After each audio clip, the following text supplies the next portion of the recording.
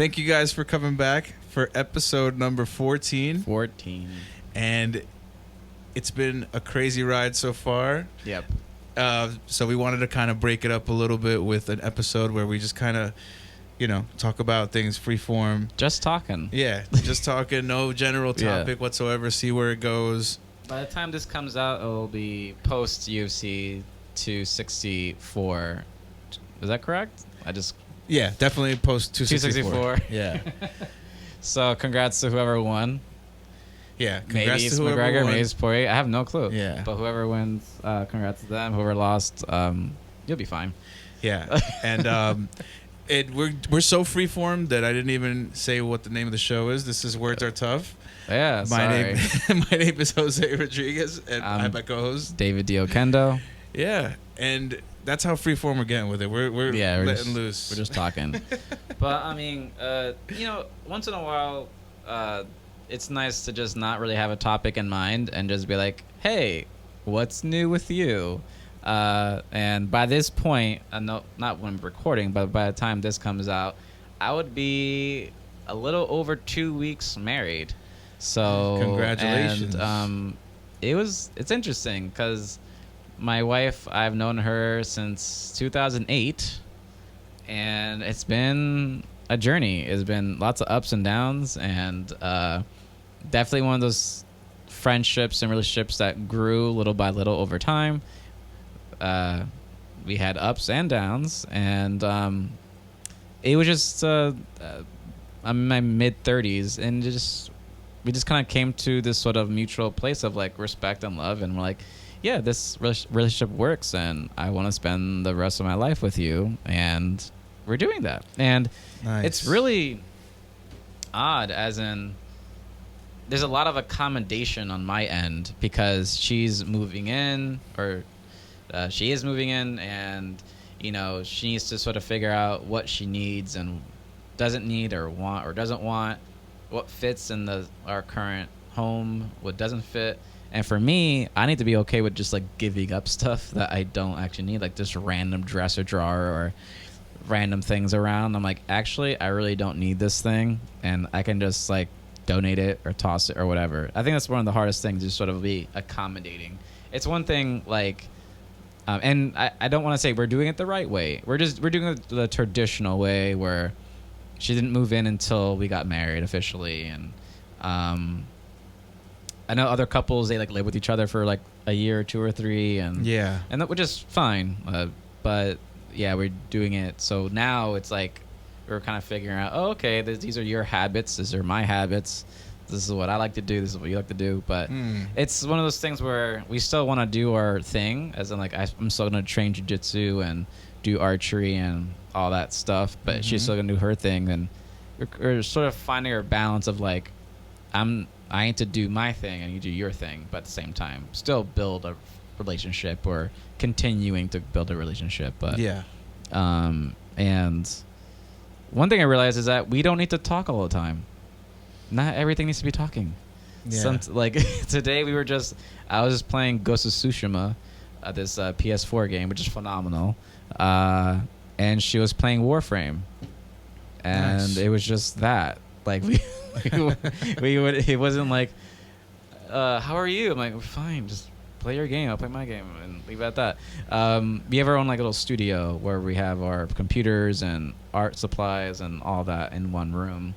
And yeah, it's a pretty fun thing, and something that I realized, we don't need to just talk all the time. And this episode is sponsored by Nbox, a modern mailing center designed to meet the security needs of our time. Whether it's shopping for our favorite products or paying monthly bills, statistics show a transition to online convenience. It's quick and simple, which is why we love it.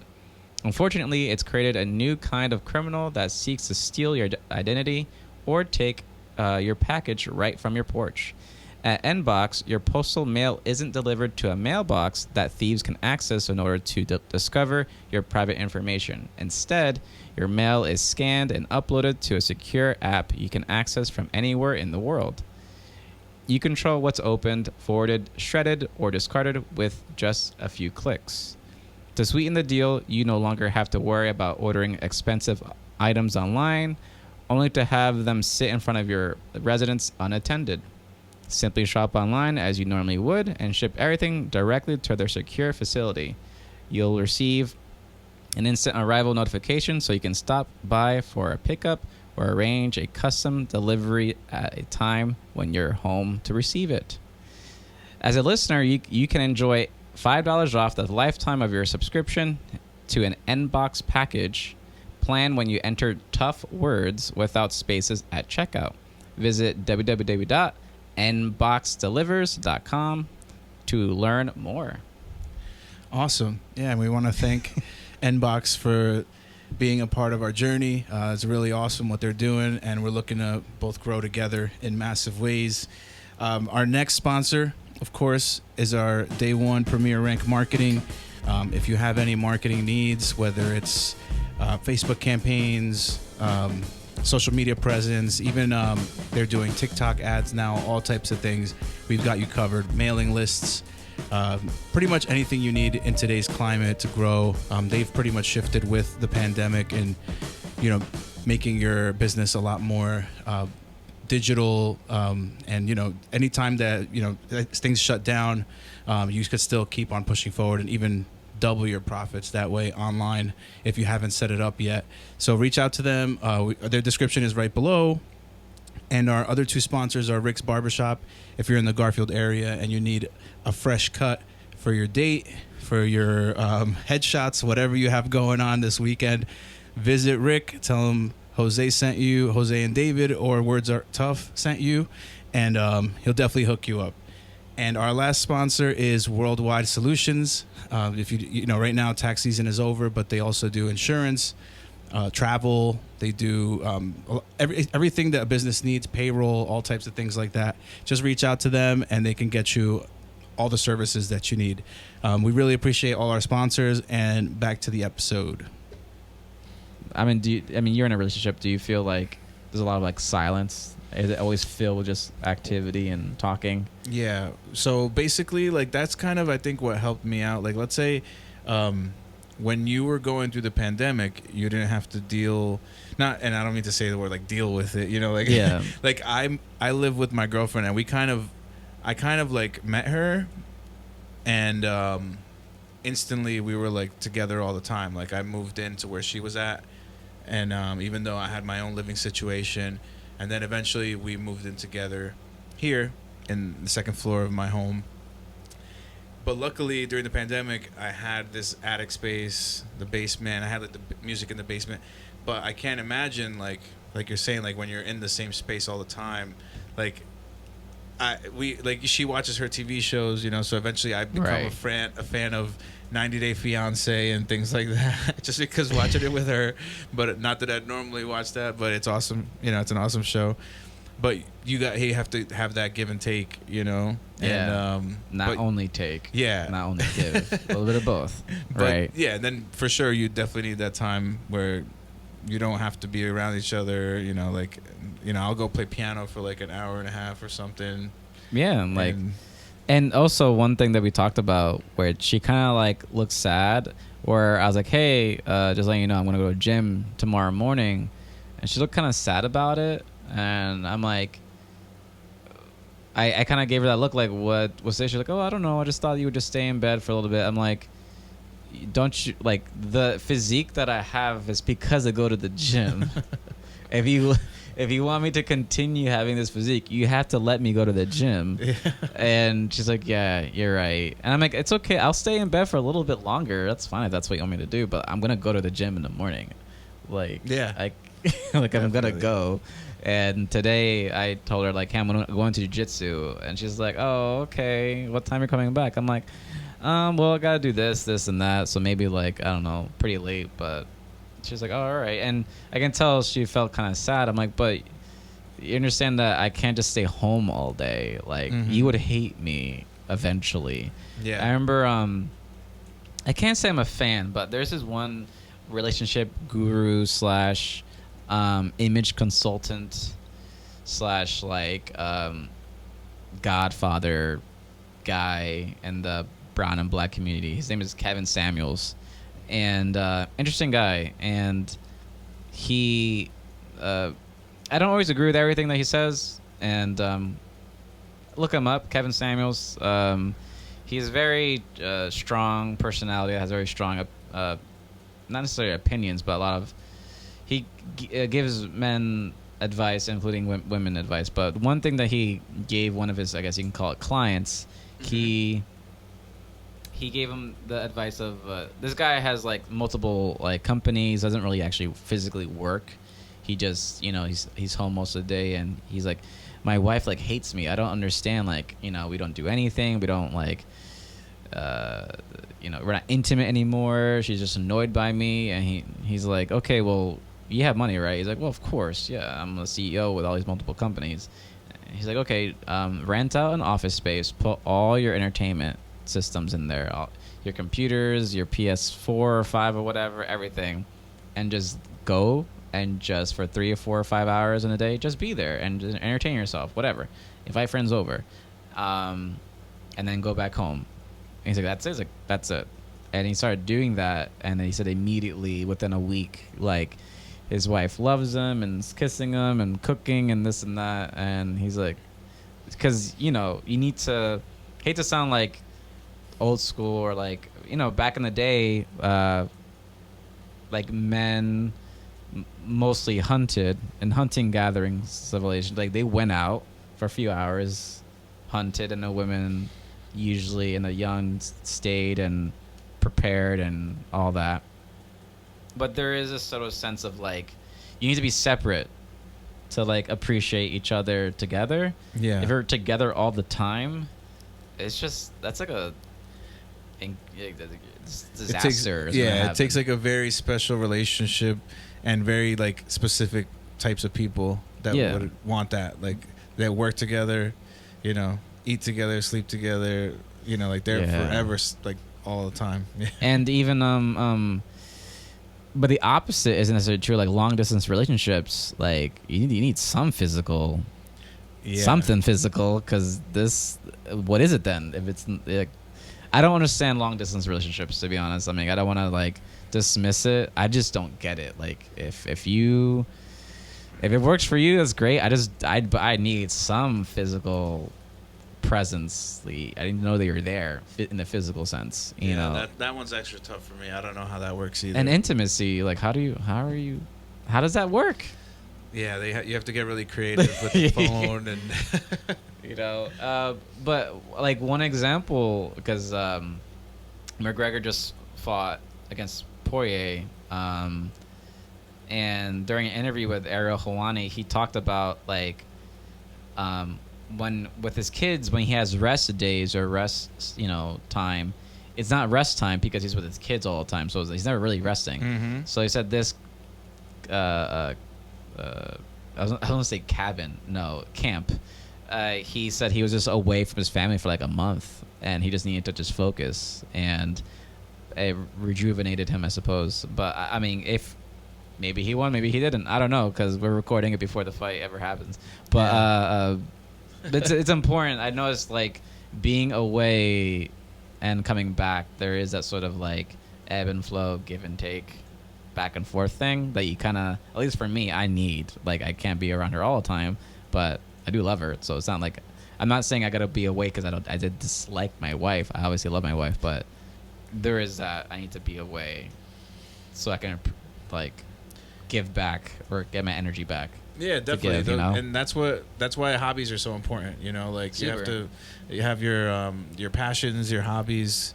Like I see a lot of times some of my friends, like they'll give in relationships where girls don't want them doing certain types of things, like especially in music, because music is looked down upon, especially once you get older. Like some girls will be like, oh, it's like a stupid thing, Yeah, it's dismissed. It's like, oh, your childhood dream thing. Yeah. And then you have your cool friend that gives up his band for his girl, and the next thing you know, his girl hates him, and he's home all the time. Because she liked him because he was this like crazy musician. Yeah. That's when does crazy things. Now he's like, it's like a domesticated guy now. It's exactly. It's a really bizarre thing. It's like I want you home all the time, but now you're home like, but you're not the same. And now I want you like go away. It's really bizarre. Same thing. We touched on that last time when we did the relationship episode. Like that girl that I was dating, and like she wanted my attention all Right. the time, and I never gave it to her. And then when she got it, she's like, didn't. "Oh, like you're smothering me," but I'm like, "But this is what you wanted." Yeah. It's very bizarre. Yeah. I mean, I won't give women advice, but I'll give guys advice when it comes to like women. I think my main bit of advice that helped me actually, because you can get kind of overwhelmed, like, you know, you have these individuals saying women are this or men are that, and you know, it can be overwhelming, and you're like, what I realized, especially my wife right now, I realized early on in our relationship, like, oh wait, I don't need to understand all women. I need to understand one woman. Yeah. And that's you know, you don't need to know, and there is this sort of weird you over generalize a particular gender or sex. For me, what helped me a lot is like, oh wait, I don't need to worry about what so and so thinks, because it doesn't matter, because I'm not with them, I'm with this person. And if I focus on just like what she desires and wants, it doesn't really matter what, I don't know, Cardi B says or whatever. I don't know, like like there's this one video, or you know, in the song WAP, where she says, I don't cook, I don't clean. Yeah. You know, I've and heard it, yeah. I don't really know honestly, I really don't know the whole song. All I know that there's that one part where she talks about I don't cook, I don't clean. But then her spouse or significant other, I don't know his name, actually put a video out of her cooking and cleaning. You know, and I had this sort of discussion with my wife about that, like how, I mean, I won't say why, but there's this sort of thing of like, there are these entertainers that would say, you know, like Cardi B, I don't cook, I don't clean, or, you know, Beyonce saying, you know, all the single ladies, or which is fine, you're empowering women, but at the same time, or saying, you know, I don't know all the Beyonce songs, but they're saying that, but at the same time, they are in a very for the most part, stable, healthy relationship. So it's like weird thing, like, so you're telling this group of people to stay single, but at the same time, you're not practicing what you're preaching for the most part. I mean, I'm obviously overgeneralizing, but I just kind of noticed that a lot of times when it comes to entertainers, like they will say one thing, but then like you see their personal life and they're not doing that thing that you just said, like, you know. They play a lot to their demographic. Yeah. You know, so a lot of times like that Cardi B song was huge, and she's riling up emotions and younger women and things like that, but at the same time, she doesn't practice what she preaches. A plus when it comes to being an entertainer, like you're making money. I will like do you, but at the same time, it's like, but you're not really doing what you just said, or, you know, obviously though, they're entertainers, so take it as that. But most, I can't say most, but there is definitely a group of people that will take that seriously and will practice it like it's like gospel. And I'm like, please don't do that. You know, like cooking and cleaning is good for everybody, men and women. Cook and clean. I feel like someone that was a product of those things was like Tekashi 6ix9ine. Not to bring him back from another episode. Hey, what way? Like he was the little kid that was listening to all the things artists were saying, you know, like, yeah, and taking it like and taking it for real, like. Yeah, I mean, this is like a completely different. See, I wasn't even planning to talk about it, but it's interesting. Like, we get so much education from music, and a lot of like I grew up listening to like Billy Joel and Bruce Springsteen and Elton John, you know, fill in white guy, whatever, white guy musician. But even Metallica I really liked a lot, and but I noticed a lot of my sort of education, when it comes to social education, comes from music. And do you think, because you're a musician, do you think that is something that a musician should take into consideration? Like, what am I actually communicating? Or you feel like, you know what, this is your art, and it's not up to you to do that. It's my art, and whatever happens. I don't know. I think it depends on the style of music you play, and it really lends to like what type of writer you are. But I think that's the reason why, you know, kids like us being young, it resonates even with us, because the song and the matter at hand is like so important, you know. Yeah. And like it really strikes a chord. No pun intended, you know. But I always do that. Yeah. I mean, I grew up listening to Marilyn Manson and Rage Against the Machine, and I remember like listening to the uncensored version of what's the song? Fuck you, I won't do what you tell me. What's the title of that song? I don't know the exact name. It's just escaping my head, but I'll. Yeah. Anyway, but I remember hearing that. I'm like, he could say that. Anyway, is it Bulls on Parade? I think so. I don't know. Like I know songs. I don't know necessarily know titles, but yeah. Or Disposable Teens and things like that. Like, I mean, I'm saddened that Marilyn Manson has pretty much been called out for being very problematic and abusive and all that. Yeah. And that saddens me. And it's, I don't know, when I hear about that kind of news, it's, I spoke to my wife about this. She asked me, like, how do you feel about, like, you know, when you're a fan of somebody, like, I was a huge fan of Louis C.K. and then, you know, him being called out about certain things he was done when he was younger. Mm-hmm. I told her, I just feel sad.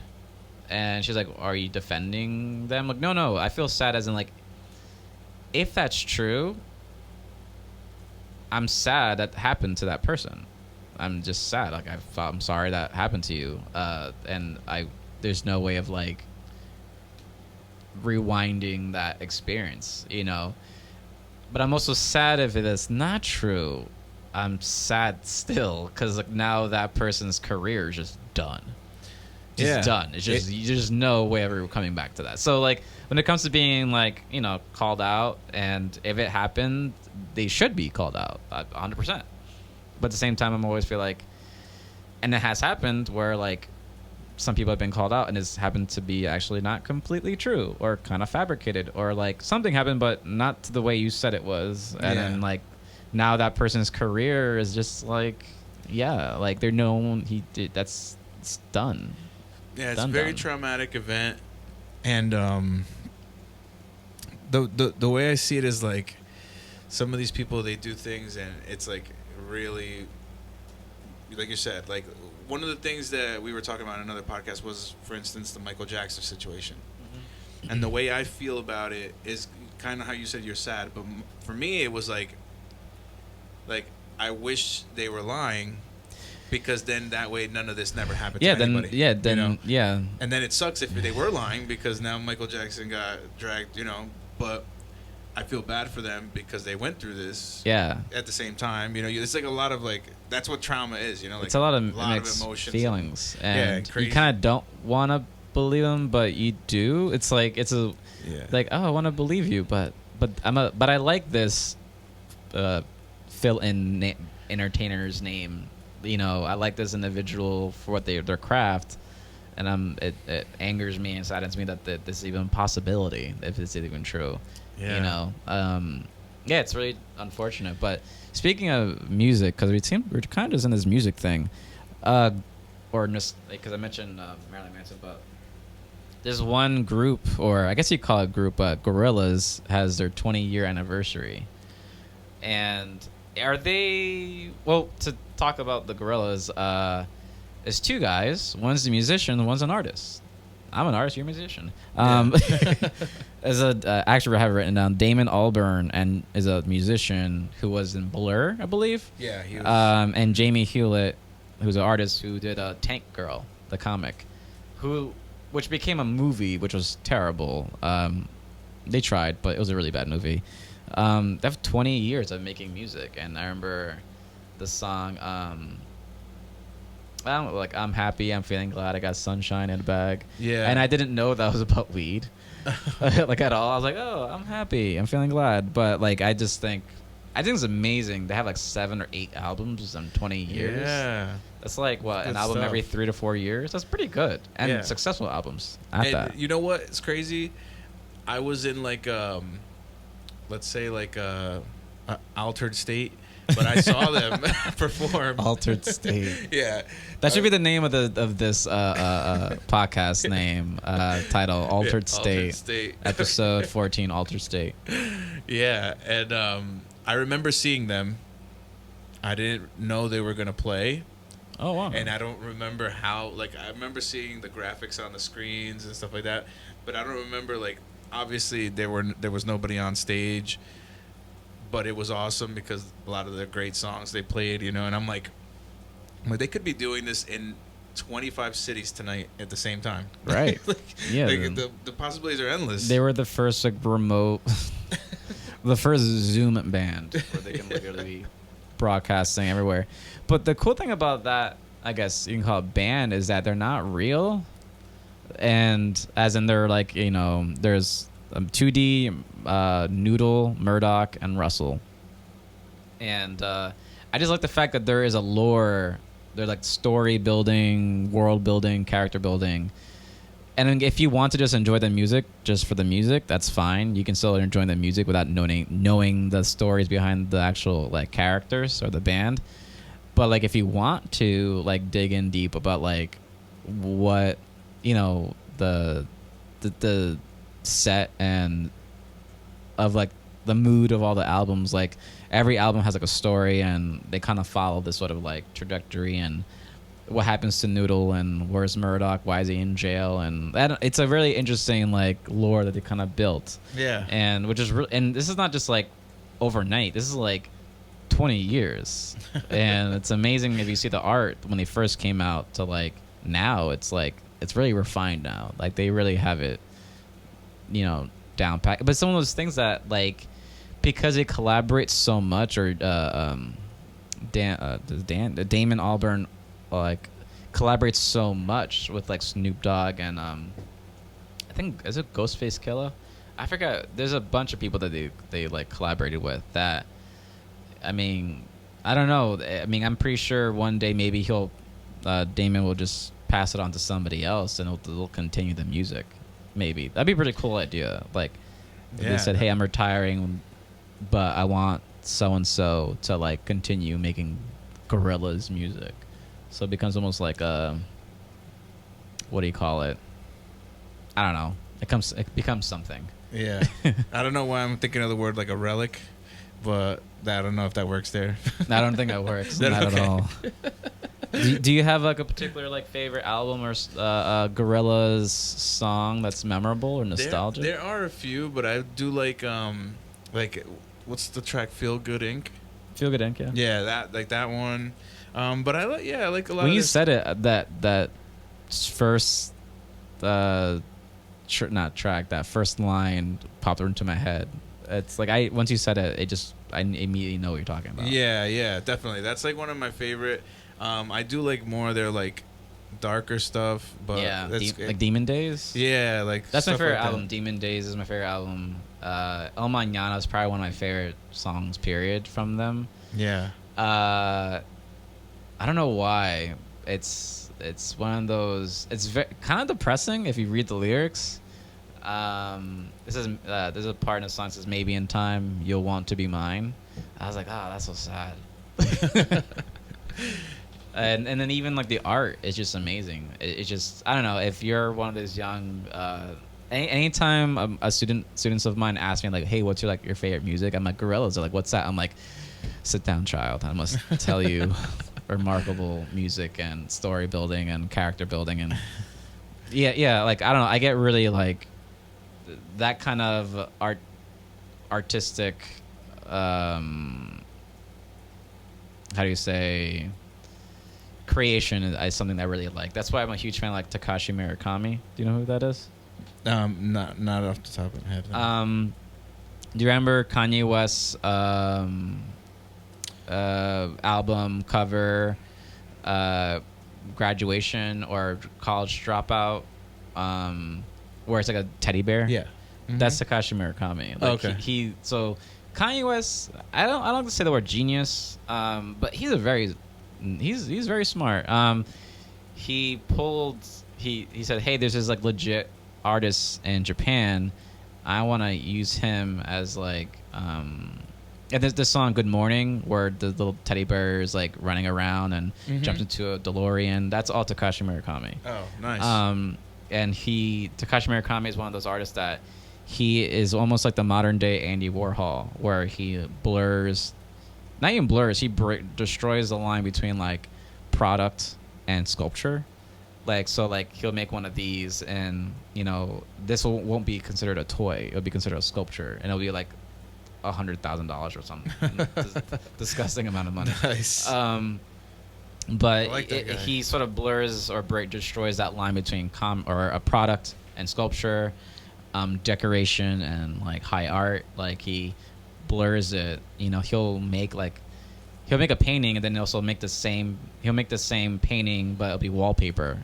And like that transition, he's like, yeah, it's wallpaper and is a painting. It's like, okay, it's like a very interesting. And I met him one time, really funny, one fun guy, and he's also similar, like that sort of. If you watched the music video "Good Morning," that's this sort of like aesthetic, and just the fact that Kanye West was aware of that and said, "Hey, you're you're the guy to use for my music video." You know, that's pretty remarkable that he sees that. I think that's one thing I like about Kanye West. He has his feet or fingers in like different aspects in art, in fashion, and video, and high art, and you know all these different sneakers, and able to somehow make it his own. I think it's pretty remarkable. I mean, honestly, if he contacted me, I'll work with him. Like, I don't know what we will do, but I'll. Yeah, he even got into the religious aspects too. He was running he leaning into that. Yeah. You know, Jesus Walks. I mean, you might. I mean, he was running the service. Arguably, Jesus Walks might be arguably the first modern day songs or contemporary songs that like was just top songs that talking about Jesus. Just the highest on the charts. Yeah. It's pretty amazing. Yeah, since like the only other ones I could think about are like Madonna, right? Like a Prayer. There's not a lot of them. Yeah, I mean it's definitely. I mean, what are your thoughts on when it comes to like religion plus music? I guess because we're kind of this sort of music kind of.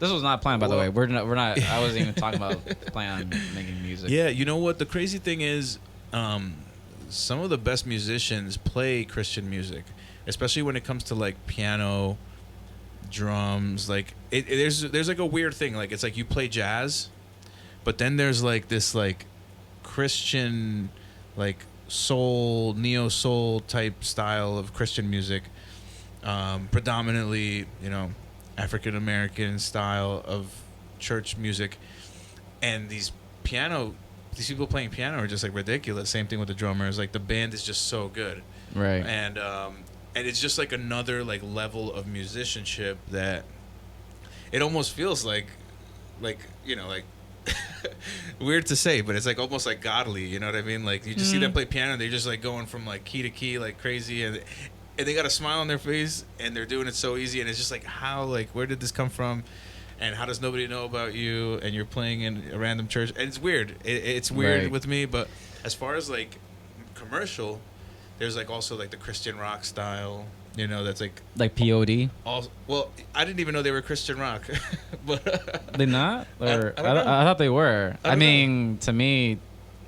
Well, when I was Christian many moons ago, I used to play POD, and I asked my discipleship Christian mentor, and he's like, "Oh yeah, they're a Christian band. You can listen to them." I'm like, "I can, great." But on the side, I was listening to like Marilyn Manson, so that doesn't quite count. Yeah, but like POD, for instance, they weren't exactly like what I was talking about. Or Switchfoot. Switchfoot, those are more like they've crossed over into mainstream. Oh, okay. So what would be like a Christian band then? I don't know many, but there's some that are like more explicitly like in their lyrics really Christian. Yeah. Where it's like they won't play them on Z100. Yeah, K-Rock. it's just too. Yeah. You're too Christian. You're telling people to convert and like stuff like that. So yeah, there's like that aspect, and it's kind of, you know, I feel like, music is amazing for conveying messages, and I don't have any qualms with people that write like religious style music, but those are really the only two main ones I know. I'm sure in other languages too. There's, I know of course in Spanish there's a lot of Christian music. Yeah. But even also other religions. Like I don't know. Like, do you know of any other religions that have this kind of type of like? I mean, style? I don't know. I think it's because I'm ignorant about. I don't think it's. I think the reason I can't mention it is not because they don't exist. It's because I'm just ignorant of it. Do you think it's more like of a Christian thing to do that? Because I know, of course, like. I mean, I would say this for sure. Christians are like vegans, as in like. Do you know? That funny joke about like how can you tell someone's vegan? No. They tell you. Okay. So it's so that's the joke. Like that's how you know someone's a vegan. They just tell you, like literally, like they can't not tell you. Yeah. That's like I've been on 2 different dates with 2 different vegans, and the first thing they told me they were vegan. The first thing. I think certain Christians are just that way, where it's like their identity. Like they wake up and they go to sleep. Everything they do is because they're Christian. Fine, that's completely fine. But I don't think that's the same with Judaism.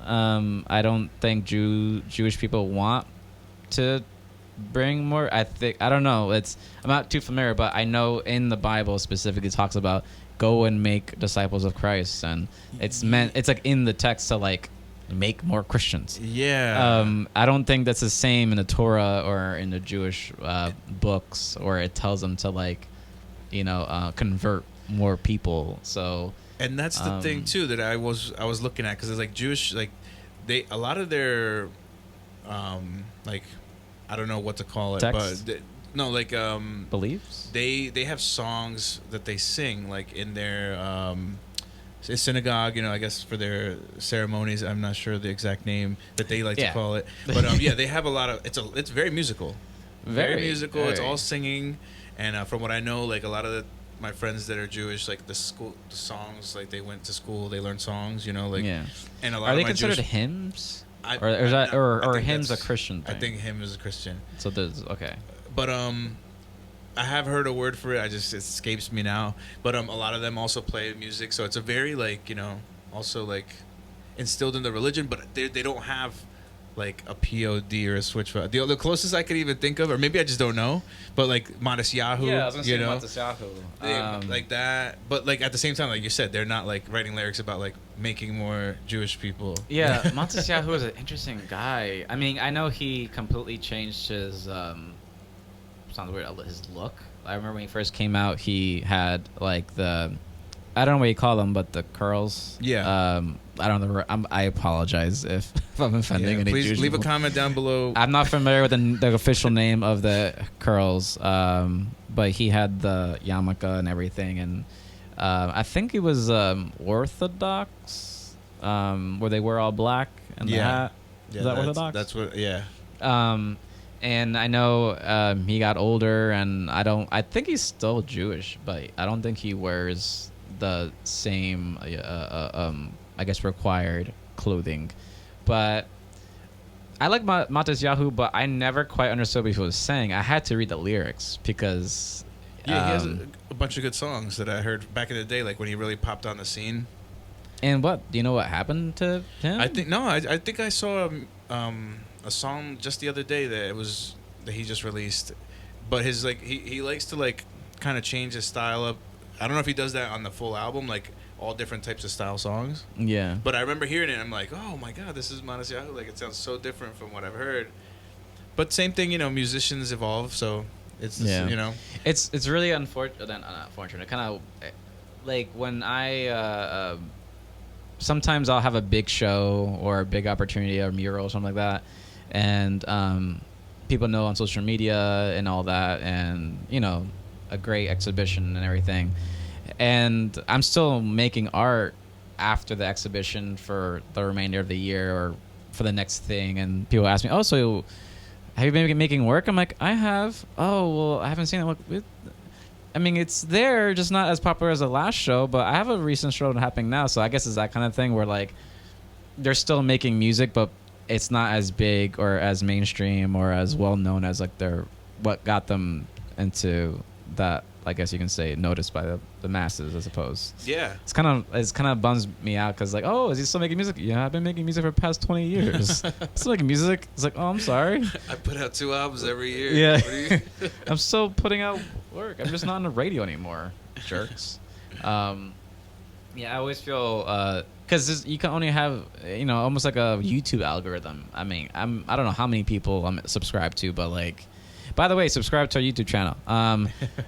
Like the algorithm only allows you to see a certain amount of like videos or suggestions, like, and sometimes I forget, like, oh yeah, I'm subscribed to this guy and I need to like see what he's doing, and it's like, oh wait, he's still mamaking videos for the past month. I just haven't gotten any of it because the algorithm sucks. By the way, like and subscribe, please. Was that bell button? Yeah, the bell button. Hit the bell button. Notification bell. Yeah. Slam it down. Slam it. Stomp on it. Punch it. Yeah. I mean, actually, I was viewing this video before we start this episode of this sort of, I guess, mosh dance. I hate to call it Mosh dancing. pit. Mosh pit activity. What is? I mean, we saw in this BJJ Scout. At BJJ Scout, I think is a Instagram. Not I think it is on Instagram, where this dude is just like flinging his arms, like, and there's this girl like 6 feet away from him, and you can see him. He like looks at her, and just does a spinning back kick, heel to the face, and the guy next to him, he just starts punching him, and just walks away and just like, explain. That yeah, so I have extensive knowledge on this. Like, was that called?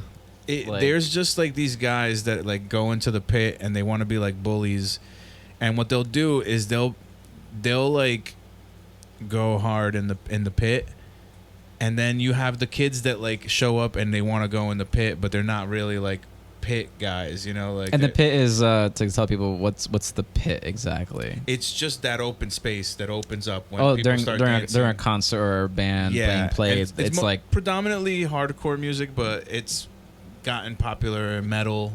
Yeah. Any kind of heavy music like. So metal is not hardcore. Korn.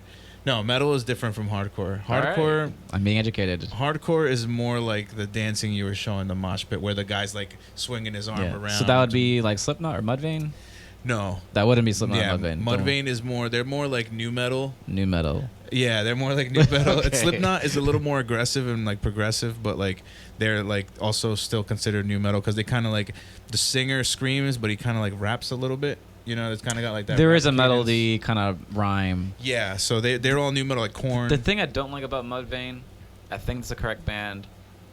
Their later is like softer.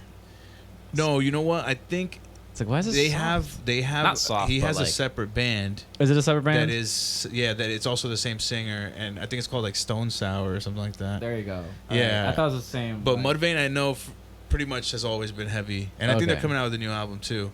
But yeah. So I'm getting educated. But, like, I just thought it was all just metal. Just metal's metal. I don't know. Like So yeah. So no. Yeah. There's even in metal. I'm sorry. There's metalcore. There's new metal.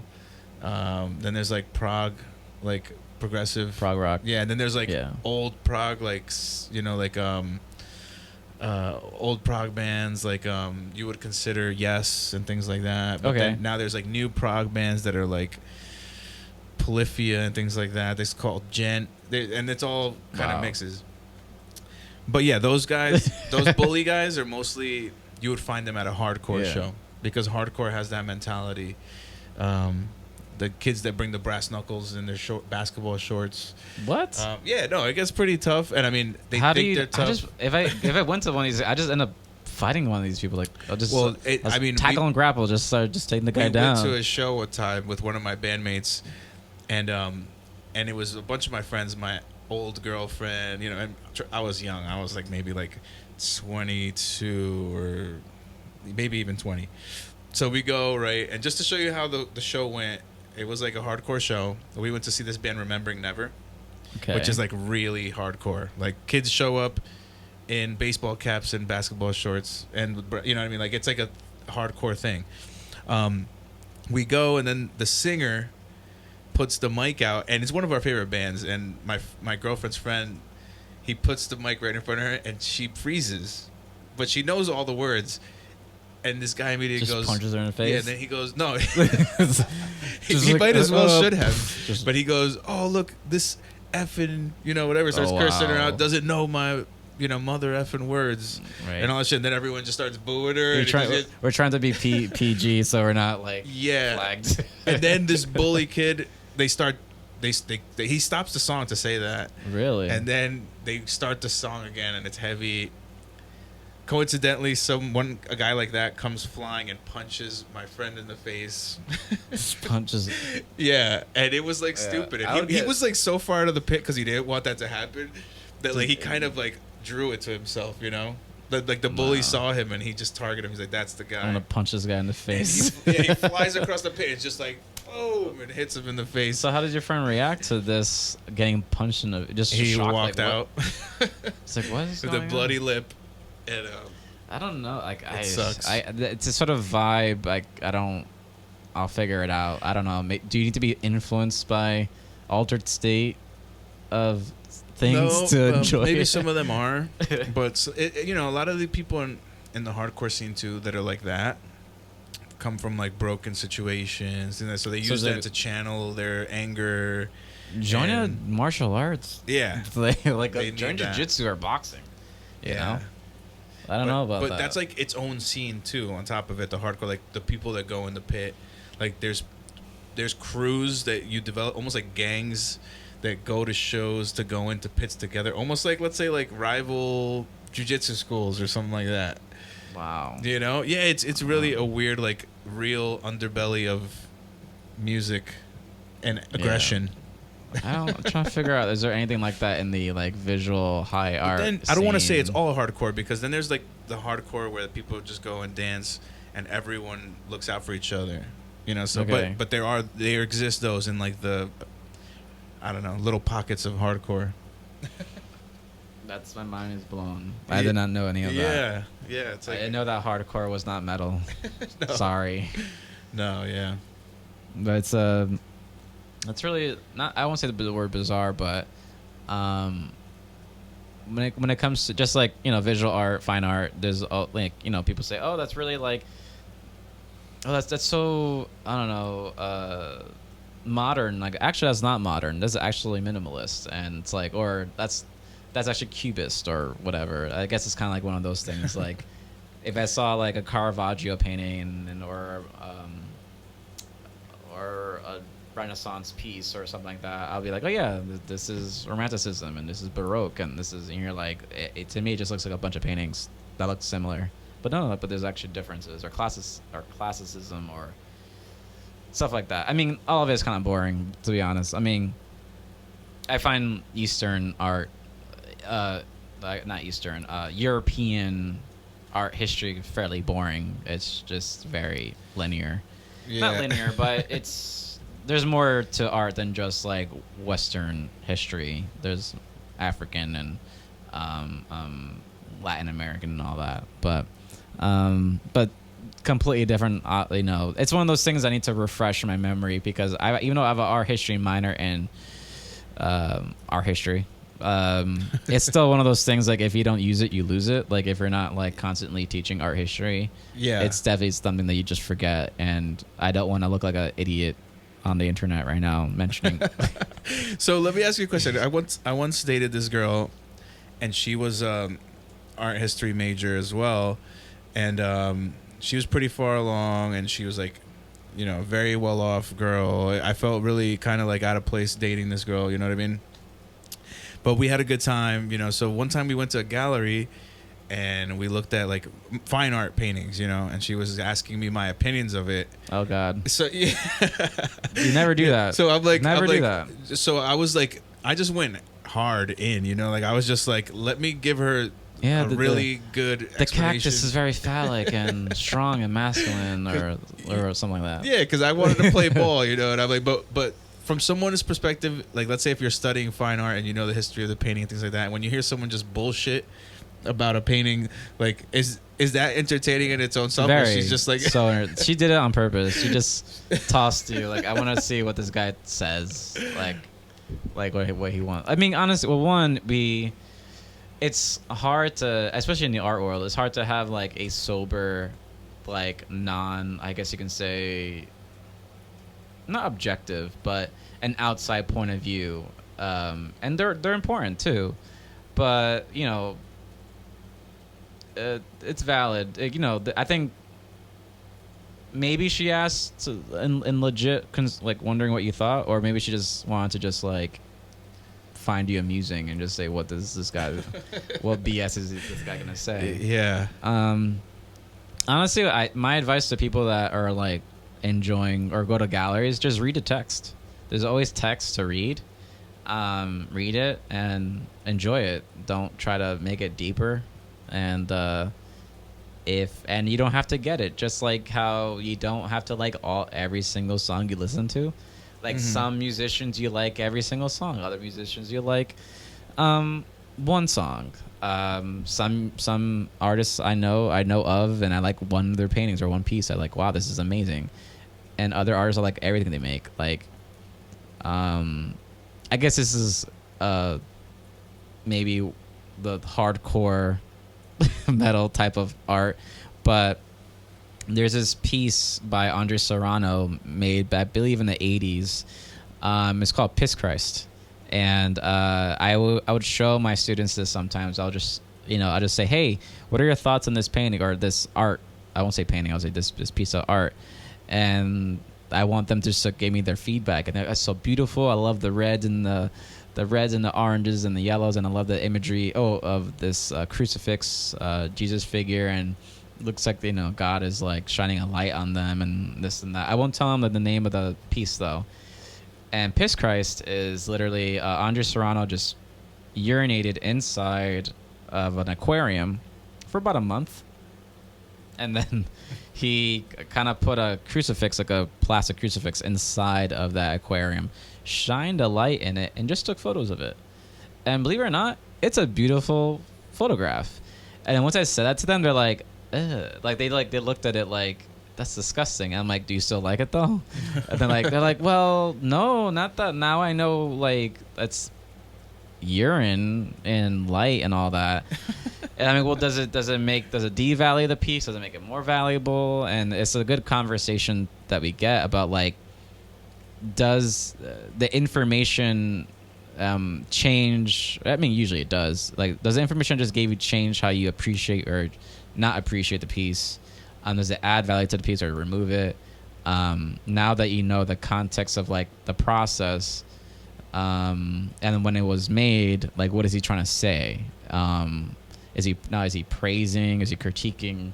So I think sometimes it's good to have information and read it about what the artist is saying, and then appreciating it. But it's I always just go and say, hey, when you go to a museum, just appreciate the art and read about it. And you're not gonna like everything, and you're not gonna get everything. And sometimes what the artist intended doesn't really matter. Sometimes it's just what you like about it. Like there's so many songs out there that my interpretation of it, it's not even what the musician is even talking about. Yeah. But that's how I interpret it and how I digest it based on what's happening to me and like in that moment. But like one of my favorite pieces, my favorite painting when I was a kid, I was like, oh, that's my favorite painting, was this piece by David called The Death of Marat. And I think I was like 10 years old. I was at the Met, and it's just a man in a tub dead, like a bathtub dead. Yeah. And there's historical context of like Marat was like the sort of political figure in France that had like a skin condition and got stabbed in his tub while he was writing a proclamation of some sort, or a letter. As a 10-year-old, I don't know any of that. I just see the painting and I like it. So when it comes to art, I mean, I guess the same with music, is just appreciate it, and then like, if you want to dig deeper, then dig deeper, and if not, then no. But also know that that's the only David painting I like. All the other ones I don't really like that much, so you know. But it's art's a very I mean, what I don't like, this is just my point of view, I could be wrong, which is something that you try to do, is like, don't, you know, try to make it something deeper than it really is. It's like, imagine going to McDonald's and just trying to critique it like it's some sort of cuisine. It's like, no, it's McDonald's. Just like, just get fed or whatever you want to do with McDonald's. I don't really eat McDonald's, but like, if you want to do a McDonald's, you said just you want to do McDonald's, do McDonald's. But yeah, I think, I don't know. When it comes to art, it's one of those things where I don't. Maybe I should, but I don't really invite people that aren't interested in art to like do art or admire art. Like, I'm more like, almost like jiu-jitsu, where I used to tell all my friends, hey, try jiu-jitsu. You got to try jiu-jitsu. It's like, I don't like jiu-jitsu. Try jiu-jitsu. Now I'm more like, hey, if you want to do, like, this is the address where I train. Come if you want. If not, all right. Like, now I'm like that with art. It's like, hey, like, if you want to go to a gallery, I'll give you the address. I'll meet you there. If not, then whatever. I mean, maybe I shouldn't do that. I don't know. Maybe I should change my point of view on like how I go about teaching art. But for my, I mentioned this in the travel podcast episode, not podcast, but our episode where I talked about like I select like 15 students that are actually into art, and I'll take them to the galleries in New York and Chelsea. Because I can't take like, if a random kid is like, hey, I want to go to New York because I want to go to New York, I'm like, yeah, we're not going to do that. You might just run off and disappear somewhere. Yeah. You know, but this is an interesting conversation. We mostly talked about music. Oh, yep. I always want to plug, not always want to, but I do want to plug one Instagram page called Mick Dojo Life. This guy's amazing, and I don't know his full story. All I know is that he is open about being bullied as a kid, and he got into martial arts to sort of like defend himself and develop you know, his self-esteem and whatnot. I believe he also has a cleft palate. He does have a noticeable scar. I think he mentions it in his Instagram. But his Instagram is only about calling out BS. And me as a former wrestler and then like doing jiu-jitsu, like I have students that ask me like, hey, like, you're a black belt in jiu-jitsu. If someone came up to you with a gun and said, give me your wallet, what do you do? And I would say, I would tell them I would get my wallet out of my pocket, throw it that direction, and I run that direction. And they're like, but you know jiu-jitsu, you wouldn't like Wing Chun it or something like that? And out of their hand, I'm like, no, that's ridiculous. And it gives people this sort of false sense of like being like unstoppable or like, I don't know, like no one's bulletproof, you know? So this guy, all he does is just post just nonsense martial artists that like, or even not even martial arts, even people that do like false self-defense, like, hey, if someone points a gun at you, those are so this good. Is what you do. And he's like, hey, I'm not just calling you out, but if you want to show people like this is actually for real, we can like demonstrate it. And he's a legit nice guy. Like, I think he really wants to do well, but I'm the same way. Like, I don't feel comfortable showing like little kids disarming, like how to disarm a gun. Like, what? No, like you're 7. This man's grown man. You're not gonna just grab a gun out of this hand. You're gonna die. Like, you're gonna get shot. Like, you're gonna get hurt. But this guy, McDojo Life, I think what he's doing is pretty amazing. Funny too, and I mean, all respect to him. I think Derek Brunson was on his YouTube page. I think he interviewed him. It was pretty cool. Nice. You know, but I think it's one of those pages like, hey, it's nice to call this guy out. Not call him out, but give him props. And it's one of those, I'm just not a fan of like martial artists of like giving kids confidence, but not a false sense of like, hey, if someone has a knife, I can just like disarm them. Yeah. You know. Or don't like go outside and someone wants to fight you and pull guard and Yeah, street don't. fight. Or that one scene in The Simpsons show where he's like, I am a black belt in jujitsu, and he falls onto the ground like, come meet your doom. Or the Key and Peele skit where I forgot. One of them is like a sort of Rambo character, and he's like past his prime, and he's like disarm, and then he like can't grab it. He's like, shoot me. He's like, come on, man, I'm kind of gonna shoot you. Like, shoot me, I'm gonna catch the bullet. And he shoots him. He tries to catch the bullet, and like, he really caught the bullet. He's like, and then at the end of the whole bit, he just gets shot in the head. Oh my god. But yeah, You said that was Simpsons?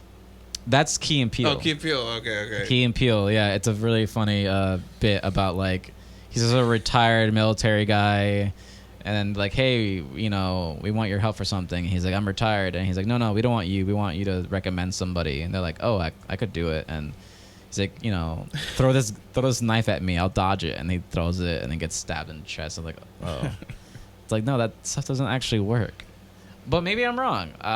We definitely need. I have a person in mind that is there's a cop and is also in the military, and I want to bring him in and pick his brain, because I'm an artist and a teacher. I don't know anything about law enforcement or firearms or self-defense. I know jiu-jitsu self-defense, but never actually had to use it.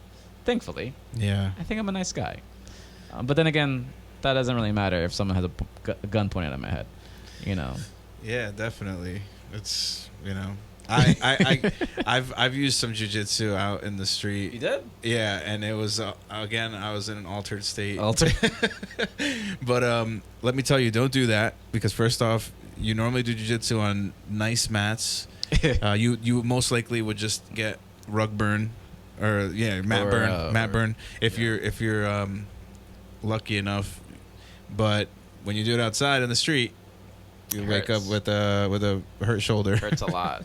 Yeah. Your shoulders are being torn up, and you're gonna have was it road rash? Yeah, my shoulder was messed up for like a year. Try to shrimp on asphalt. Good luck. Anyway, but I don't know how long you've been talking for. Yeah, we're going a little bit, but there was one more thing I wanted to mention. You were talking about the guy that, you know, McDojo Life. And I wanted to ask before, I guess we conclude the episode, like, is there anything specific that you've been really like binging on YouTube?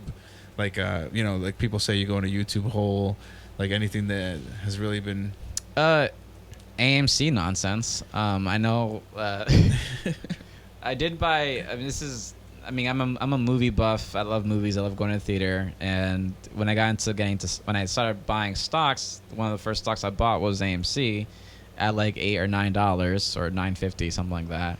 And the stock kind of blew up to like 63 or whatever. And then it's kind of floating around 40 to 60. It kind of goes up and down. And maybe it's just my phone. Maybe it's my algorithm. I don't really know. But I keep getting like just nonsense AMC videos, stock videos, and it's all like the same people like, hey, I'm not a financial advisor, but here's some financial advice about AMC. And I'm like why? First I'm like, why did I click on this? Because now YouTube thinks I want to see more of these, and then I keep clicking on them. But it's all a bunch of nonsense videos. Like, I really don't care. I mean, my sort of method, I don't know if this is the right way. I think it is. It's like, if I see stocks go down, I buy a share or two if I can afford it, or a few dollars here and there. If I see it go up, I don't touch it, and sell never. I don't know. Like, that's just my method. I don't know if it works. I don't know if it doesn't work. Sometimes it'll work more than someone that's messing around too much with it, you know?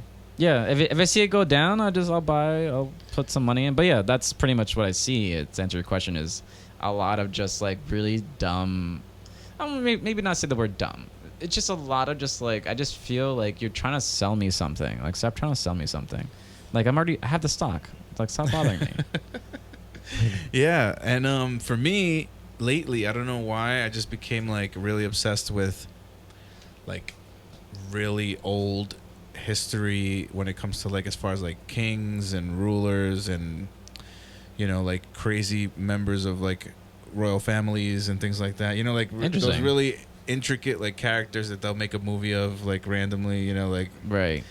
and more obscure like, you know, like Ottoman Empire, you know, King of Portugal and things like that. You know, just really been looking into history, and like you find a lot of really Interesting stories. interesting and, you know, just very unique, and like, you know, the way that things were back in that history lend itself to like people becoming like mega paranoid and doing, you know, insane things, Killing their kids or their cousins and nephews. Yeah, like just the treachery within the family, like, you know, someone's mother trying to kill them and they kill their mother, you know, just like crazy things that, like, you know, Paranoid people. Yeah, there's like just in like history books, you know. I think on Netflix I'm watching this thing called The Age of Samurai, or The Age of the Samurai. I'm only into like episode 3. It's pretty cool. It starts with like the year 1550s, and how it's around the time where they start incorporating the gun in warfare and how it kind of changed everything. It's pretty cool. Yeah. I was watching it at my wife's parents' home. I guess my in-laws. That's pretty cool. That's the first time I ever actually said that. My in-laws. And I was sitting down just kind of watching it, and her dad, my father-in-law, walked in and just started talking. And he's like, "Oh yeah, I know about this." And I kind of looked at him. I'm like, "Uh-huh." And I'm the type where I just want to just watch. If it's informative, like a documentary or some sort of history thing, I just want to watch it. Just, we don't need to talk about this. We can talk about it later. And he just kept talking and talking. I'm like, uh-huh.